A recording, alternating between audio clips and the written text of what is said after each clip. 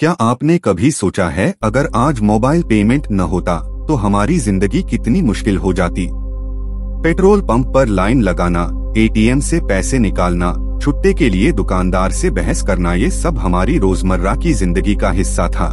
लेकिन 2010 के बाद भारत में एक ऐसी क्रांति शुरू हुई जिसने हमारी जेब से नकदी कम कर दी और मोबाइल को ही पर्स बना दिया। ये है कहानी पेटीएम से लेकर यूपीआई तक की भारत की डिजिटल मनी क्रांति। पेटीएम की शुरुआत 2010-2014 2010 में नोएडा के एक छोटे से ऑफिस से विजय शेखर शर्मा ने शुरुआत की।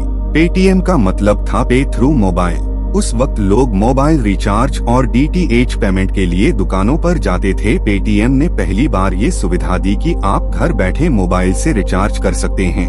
लोगों को लगा अरे ये तो जादू है, लेकिन शुरुआत में लोग भरोसा नहीं करते थे। उन्हें डर था कि ऑनलाइन पैसा गया तो वापस आएगा भी या नहीं। लेकिन धीरे धीरे पेटीएम ने भरोसा जीता। 2014 तक पेटीएम सिर्फ रिचार्ज और बिल पेमेंट ऐप था, लेकिन असली खेल अभी बाकी था और पेटीएम का बूम 2016 8 नवंबर 2016 ये तारीख भारत की आर्थिक इतिहास की किताब में हमेशा दर्ज रहेगी। प्रधानमंत्री नरेंद्र मोदी ने रातों रात ऐलान किया 500 और 1000 के नोट बंद। पूरा देश कैशलेस हो गया। एटीएम और बैंकों में लंबी लंबी कतारें लगी। लोग परेशान थे और तभी पेटीएम ने सबसे बड़ा मौका पकड़ा।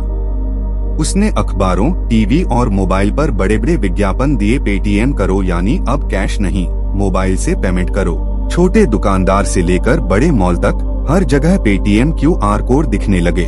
सब्जी वाला भी बोला पेटीएम कर दो।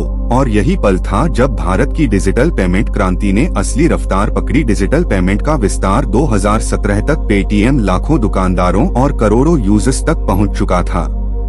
लोगों को समझ आ गया कि नकद की झंझट नहीं, सीधे मोबाइल से पेमेंट कर दो।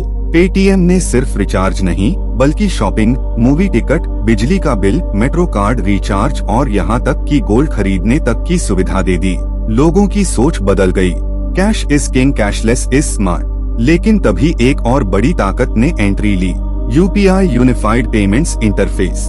यूपीआई की एंट्री 2016 से 2018। 2016 में ही NPCI, national payments corporation of India ने यूपीआई लॉन्च किया।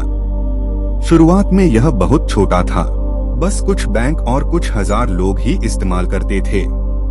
लेकिन इसमें एक खासियत थी, यूपीआई किसी एक ऐप पर निर्भर नहीं था। पेटीएम, फोन पे, गूगल पे, भीम, कोई भी यूपीआई का इस्तेमाल कर सकता था। और सबसे बड़ा फायदा, पैसे सीधे बैंक से बैंक में ट्रांसफर होते थे। न वॉलेट, न केवाईसी का झंझट। बस मोबाइल नंबर या यूपीआई आईडी डालो और पैसा तुरंत भेज दो। यहीं से पेटीएम की बादशाहत को चुनौती मिली। फोन पे, गूगल पे और पेटीएम की जंग 2017 से 18 में फोन पे, फ्लिपकार्ट द्वारा लॉन्च और गूगल पे, उस समय तेज नाम से, ने भारत में एंट्री की।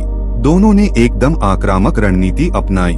किसी को 50 रुपए का कैशबैक तो किसी को स्क्रैच कार्ड। लोग बोले अरे पैसा भेजो तो पैसा वापस मिल रहा है। और देखते ही देखते यूपीआई पेमेंट्स का ग्राफ आसमान छू गया। पेटीएम भी पीछे नहीं रहा, उसने भी यूपीआई सपोर्ट जोड़ दिया। लेकिन लोगों को फोन पे और गूगल पे ज्यादा आसान और आकर्षक लगे।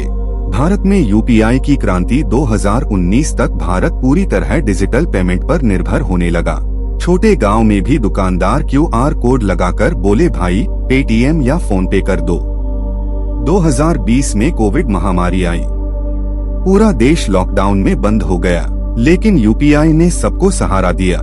लोगों ने किराने का सामान, दवाइयाँ, सब कुछ ऑनलाइन खरीदा और मोबाइल से पेमेंट किया। इस दौरान यूपीआई इतना बड़ा हो गया कि हर महीने अरबों ट्रांजैक्शन होने लगे। आज की तारीख में भारत यूपीआई की वजह से दुनिया का सबसे बड़ा डिजिटल पेमेंट्स देश है। सरकार और यूपीआई का ग्लोबल मॉडल, भारत सरकार ने भी यूपीआई को बढ़ावा दिया। भीम ऐप लॉन्च किया गया। एनपीसीआई ने यूपीआई को इतना आसान और सुरक्षित बना दिया कि अब कई देश भारत से यह तकनीक लेने लगे हैं। नेपाल, सिंगापुर, फ्रांस, यूएई, कई देशों में यूपीआई पेमेंट की शुरुआत हो चुकी है। आज दुनिया कह रही है India is leading the digital payment revolution. Paytm का रोल और सीख। पेटीएम ने सबसे पहले लोगों को डिजिटल पेमेंट से परिचित कराया। अगर पेटीएम न होता तो शायद भारत इतनी जल्दी मोबाइल पेमेंट अपनाता ही नहीं, लेकिन यूपीआई ने सिस्टम को ओपन और सबके लिए बराबर बना दिया। यानी पेटीएम ने रास्ता दिखाया और यूपीआई ने उस रास्ते को हाईवे बना दिया। आज 2025 में हर इंसान, चाहे वह दिल्ली का कारोबारी हो या बिहार का किसान, मोबाइल से पेमेंट कर रहा है। चाय वाला भी क्यूआर कोड रखता है और बड़ी कंपनियां भी। यह सिर्फ टेक्नोलॉजी की कहानी नहीं, बल्कि यह है आत्मनिर्भर भारत की कहानी। जिस देश में लोग कभी छुट्टे के लिए तरसते थे, वही देश अब दुनिया को डिजिटल पेमेंट सिखा रहा है। इसलिए कहा जा सकता है पेटीएम से यूपीआई तक का सफर सिर्फ एक पेमेंट की कहानी नहीं है, बल्कि यह भारत की डिजिटल मनी क्रांति है।